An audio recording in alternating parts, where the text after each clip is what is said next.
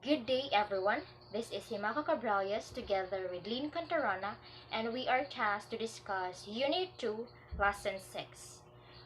We have two topics. The first one is individual differences, and the second one is legal and policy frameworks and learner-centered teaching. For anything else, let us know the learning objectives first. So identify what is individual learning differences. Articulate the relation between Republic Act 10533 and K-12 framework. And lastly, illustrate the distribution of 12 years in the enhanced basic education cycle of the country. Now let's proceed to individual differences. Individual differences in learning. So according to Carter B. Good, individual differences stand for the variations or deviations among individuals in regard to a single characteristic or a number of characteristics. So this means, in simple terms, this means that each one of us have differences in every aspect, may it be physical, our attitudes, beliefs, opinions, values, and a lot more. So it is true that every individual is unique in many different ways that we can think of. So our individual differences continuously emerge when we were still a child up until we passed through one stage of development to another. It was also said that individual differences refers to the extent and type of distinctions among individuals on some of the significant psychological traits, personal characteristics, cognitive, and emotional components.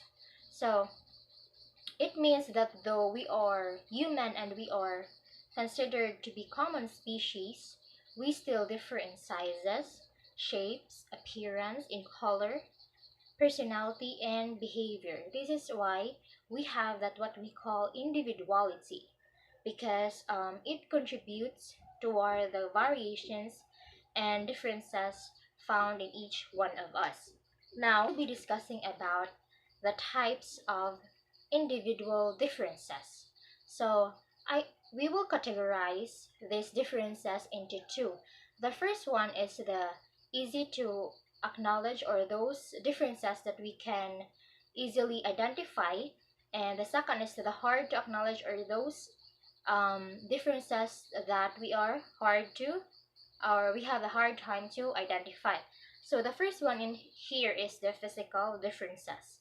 So difference in acquired physical characteristic, characteristics. So I think this belongs to the easy to acknowledge or easy to identify, because if we are interacting or socializing with other people, it may be our family, relatives, our um, classmates, teachers, the first thing that we will notice in them is their physical attributes or physical characteristics. So the examples of our the difference of our physical characteristics include our body composition. For example, males typically have more muscle mass, more bone mass, and a lower percentage of body fat than women. We also differ in our height and our weight, as well as the color of our hair and skin. Moreover, we also differ in physical strength. So women are said to be less physically strong than men. So those are some of the examples of our physical differences. The second one is mental differences. People differ in intellectual abilities and capacities on the basis of these differences. They are usually classified as idiot, imbecile, moron, borderline, normal, very superior, and genius. So we also have mental differences. Some people are really good in reasoning and in thinking. Some also have this ability to creatively express themselves. They have a high level of concentration, as well as they have the power of imagination. So that's one of, or that's some of the abilities that some people own. That's why we have this what we call mental differences. The third one is emotional differences. Individuals also differ in the manner they express their emotions. So, as we can observe, some some are emotionally stable and mature, while others are emotionally unstable and mature. So emotional differences do not just happen within ourselves alone.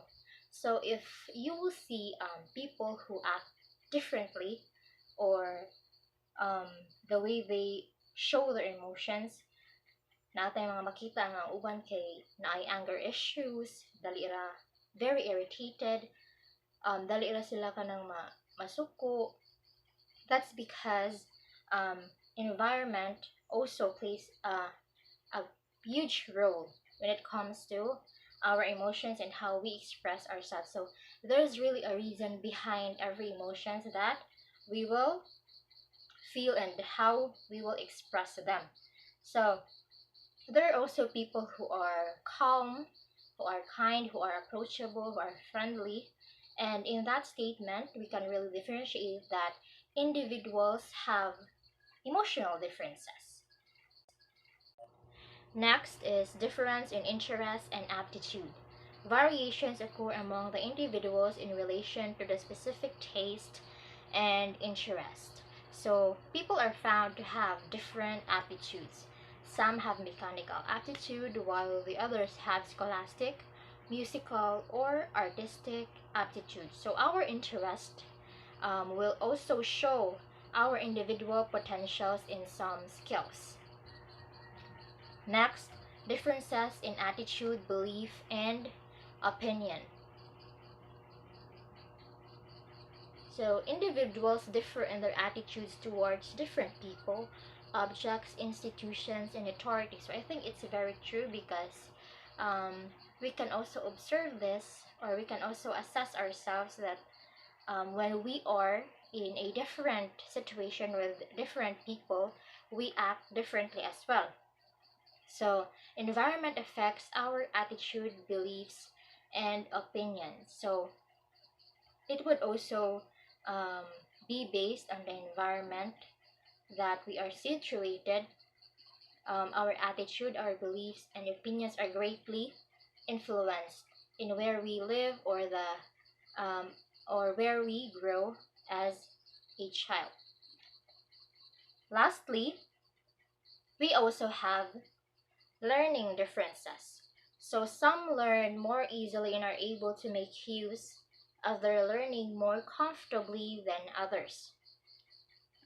For some, one method of learning or memorization is more suitable, while for others, another method suits. So in individual differences, we also have the type of learning differences. So, as a future educator, we must um, know that in a classroom setting, we will meet different individuals with different interests and aptitude, and with different learning styles.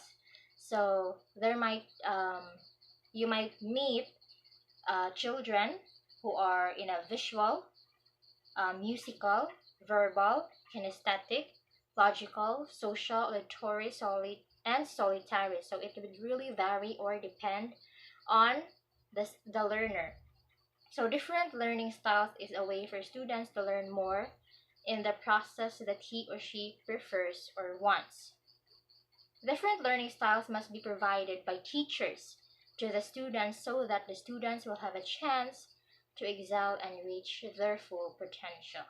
So it would be very important for teachers to be supportive and to adjust to the different learning styles of those students so that they will learn more and in the way that they prefer to. Now let's move forward to learning and diversity. First, what is diversity? So diversity is everything that makes people different from each other. This includes many different factors, such as race, ethnicity, gender, sexual orientation, socioeconomic status, ability, age, religious belief, or political conviction. All these factors work together to inform how students, and teachers and everyone else encounter the world. In our increasingly diverse and multicultural society, it is important than ever for teachers to incorporate culturally responsive instruction in the classroom, whether teaching elementary school, middle school, or high school students. And the increase of diversity doesn't only relate to race and ethnicity. It can include students of different religion, economic status, sexual orientation, gender identity, and language background. So since we are then tackling about individual differences in learning, so we can apply this if we will be teaching soon.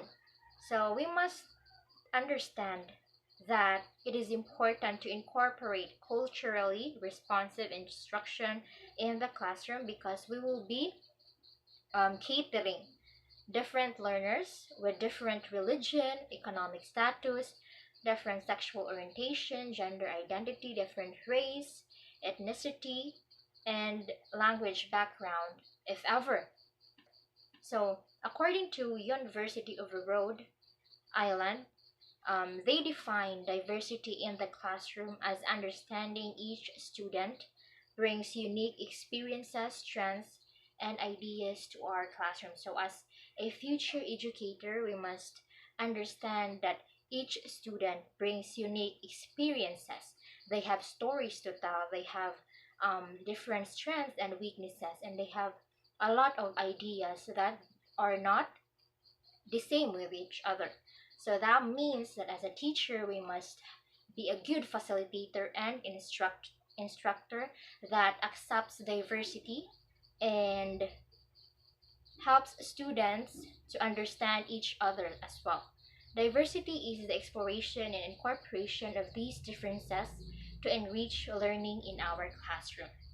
So that's diversity. Now, why is diversity important in learning? So the first, diversity brings new perspectives into a classroom. Second, diversity in a classroom leads to a better discussion among students. Third, diversity in the curriculum improves self-efficacy in learners. Then, diversity fosters creativity. Now, research shows that diverse classrooms improve learning outcomes for every student. So, what are these specific outcomes? So, the first, students become more empathetic. Students gain a better understanding of lessons and people. Students become more open minded. Students feel more confident and safe. Students are better prepared for a diverse workplace. So to summarize all of these, as a result, this prepares our learners, our students, for their future. Must to remember, diversity in and out of the classroom will continue to grow. So diversity doesn't only happen in a classroom only and in those learners only, but it will grow as they explore the world. So it is essential we prepare our students to adapt to an evolving world and embrace those difference from themselves. Now, how do we embrace diversity in learning? The first one is create a safe space for expression and reflection. So, if we will be a teacher someday, we must create a safe space for expression and reflection so that our students will have the chance to be able to express their individuality in our classroom. Now, second, use a variety of teaching strategies. So, all students have different learning needs. As what I have said earlier, they have different learning styles, and that so it's valuable for teachers to use different strategies to appeal to the different strengths of learners. So I think it's our responsibility as well to try our best to use different strategies so that we will be able to provide our students with the learnings that they need in the in their most preferred way.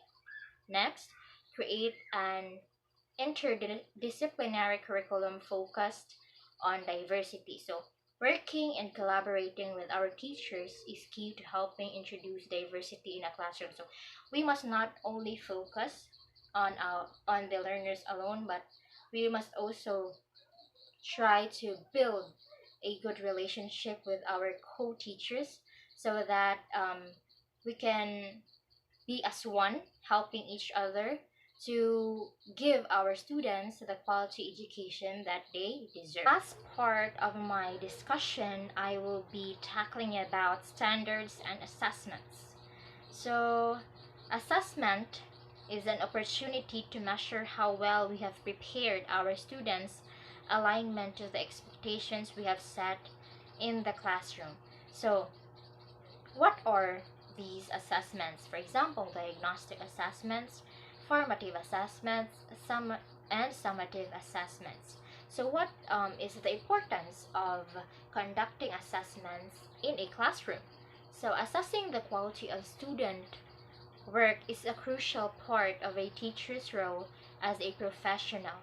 Not only is it important to evaluate students' work accurately, but it is also vital to offer students feedback so that they can improve their academic skills and performance.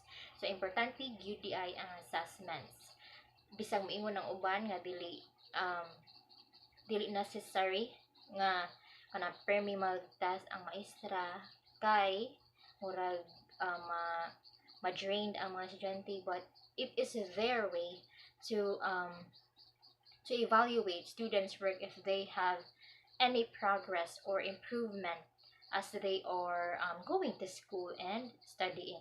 So standard-based assessment is meant to offer a way that teachers can identify the skills that matter most, can evaluate student work fairly, and can give feedback to students that is helpful and actionable, and can use data to revise upcoming lessons to meet their students' need. So dili lang kayo ang assessment para lang sa pag-assess kung nabi progress and improvements ang mga students, but it will also be necessary para naay mag-use nga data ang mga teachers so that in the next lesson they can improve their discussion as well. So high quality assessments aligned to the academic standards are so important. Lastly, to remember, academic standards have the biggest impact when educators deeply understand them and then make instructional shifts to ensure their classrooms are aligned to the learning expectations set. We must continue to focus on helping our future educators understand the full depth of our academic standards through trainings that is led by the state and by district in schools. So as future educators, they said that they must help us focus on understanding academic standards so that in the near future we can also apply these standards in our classroom and in our learners. I think that would be all for my part, and I will give the floor to Miss Cantarona, and she will be discussing about legal and policy frameworks and learner-centered teaching. Good day again, everyone. Now, to continue, we have legal policy frameworks and learner-centered teaching. First, we have Republic Act number 10533, an act enhancing the Philippine basic education system by strengthening its curriculum and increasing the number of years for basic education, appropriating funds, therefore, and for other purposes. The main goal of this law is to reform and improve the education system in our country. The law was approved on May 15, 2013 by former President Benigno Simeon Aquino III and took its effect June 8, 2013. What are the reasons behind implementing 12 years of basic education? Only country in Asia with 10 years of basic education.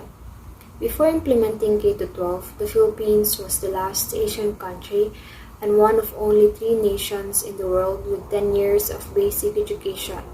The new system, which follows a global standard, will put Filipino students at par with the rest of the world. Poor quality of education. Students' low scores in the National Achievement Test and trends in international math and science study are a reflection of the current quality of education in the country. Too many non-practical subjects. Supported by the findings of study performed by CMEO and NUTEC, the country's old curriculum was too congested and lacked practical application. While students did not get enough instructional time to learn, they also missed the chance to be prepared for actual professional work. Not prepared for college education. Due to lack of practical application, past high school grads in the old curriculum could not qualify to pursue higher education. Too young for labor force. High school graduates of the old curriculum are generally less than 18 years old and are too young to work after graduation. This young age is deemed unripe for them to enter the workforce or enter into business contracts. No global recognition. Filipino professionals who have finished a 10-year basic education may not be acknowledged in many parts of the world. This is due to education requirements set by international accreditation agreements. Sections under Republic Act No. 10533. Section 1, short title. This act shall be known as the Enhanced Basic Education Act of 2013. Section 2, Declaration of Policy. The state shall establish, maintain, and support a complete, adequate, and integrated system of education relevant to the needs of the people, the country, and society at large. The state must create a functional basic education system that is globally competitive, broadens the goals of high school education, and makes education learner-centered and responsive to the needs, cognitive and cultural capacity, and diversity of learners. Section 3. Basic education is intended to meet basic learning needs, which provides the foundation on which subsequent learning can be based. It encompasses kindergarten, elementary, and secondary education, as well as alternative learning systems for out-of-school learners and those with special needs. Section 4. Enhanced Basic Education Program. The Enhanced Basic Education Program encompasses at least 1 year of kindergarten preparatory education for children at least 5 years old as prerequisite for grade 1. Elementary education is the second stage of compulsory basic education. The entrant age to this level is typically 6 years old.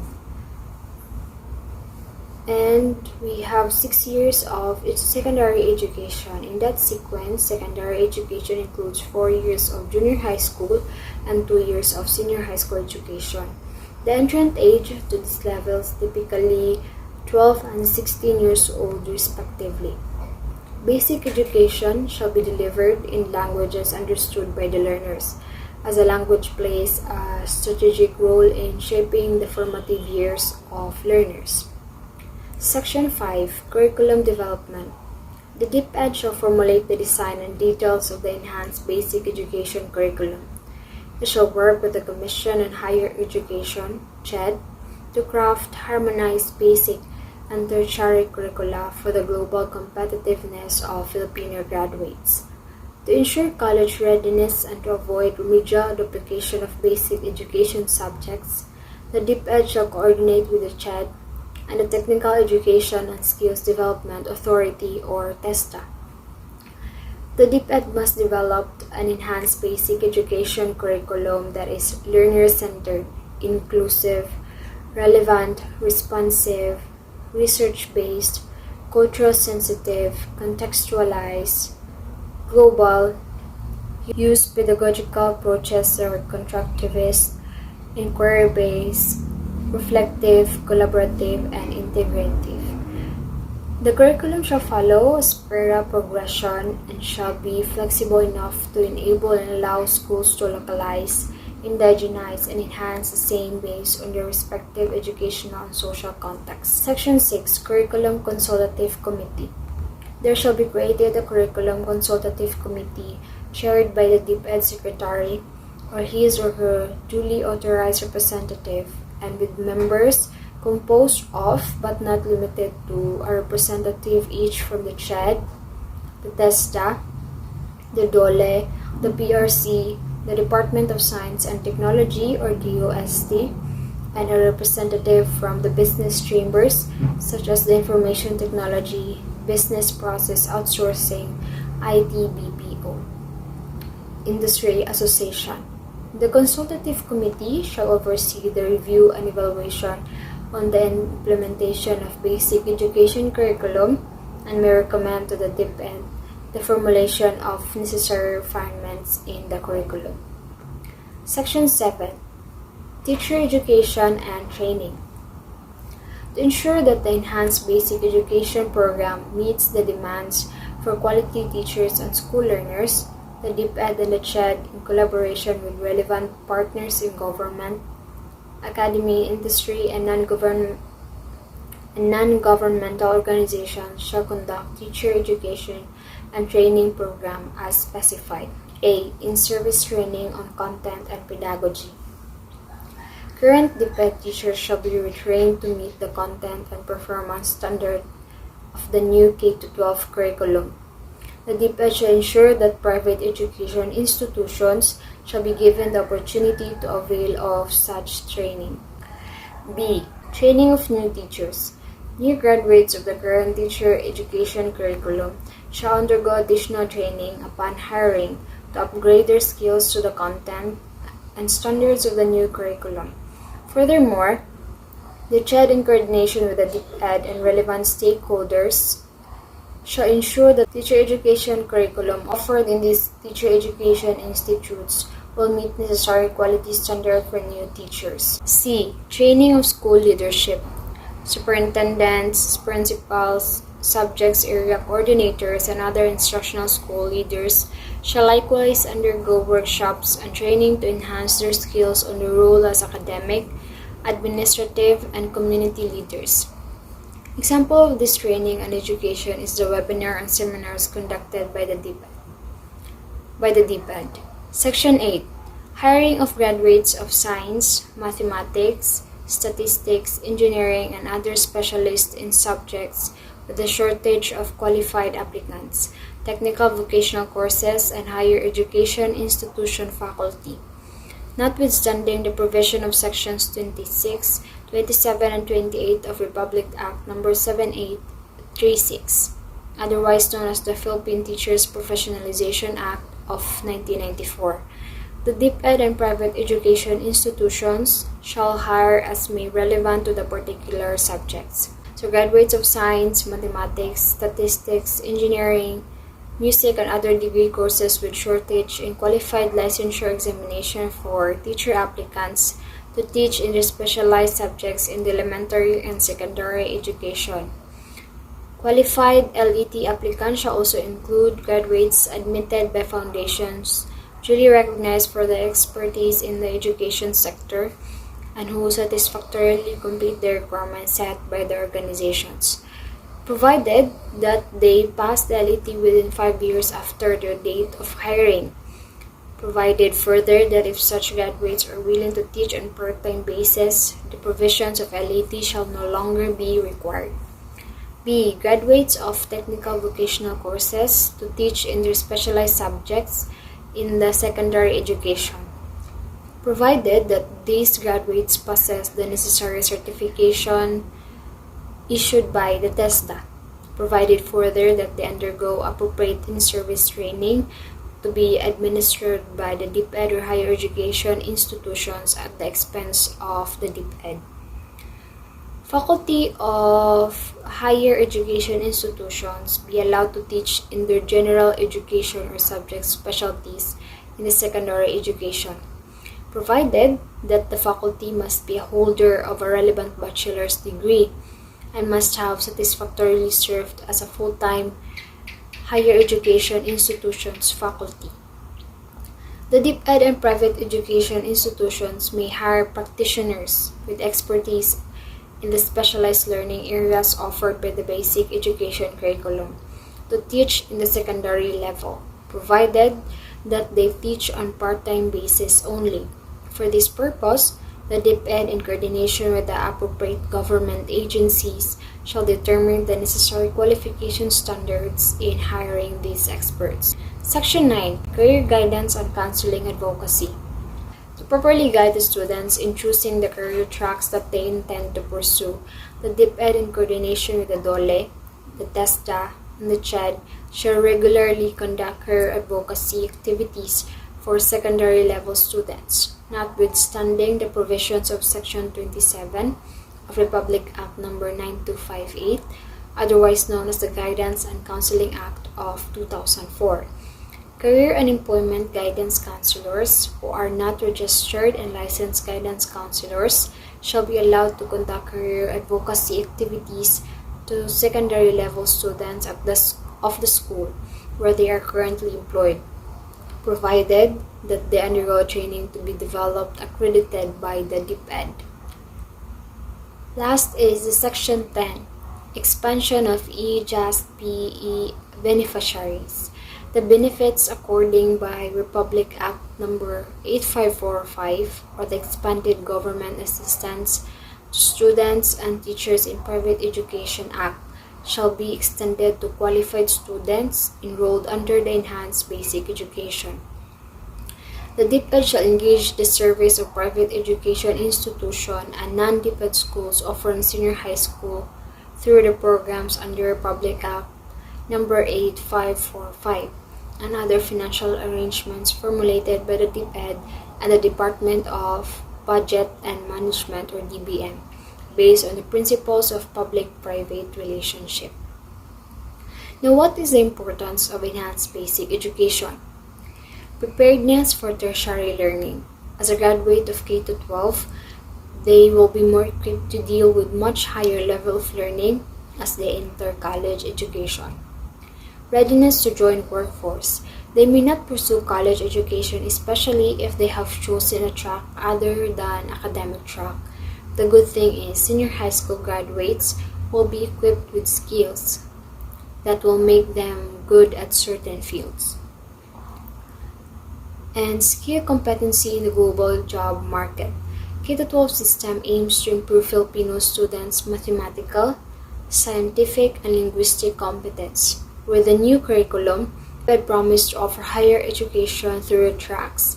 Each track will give students enough time to master a field and enhance their skills. Now next, we have the K-12 framework.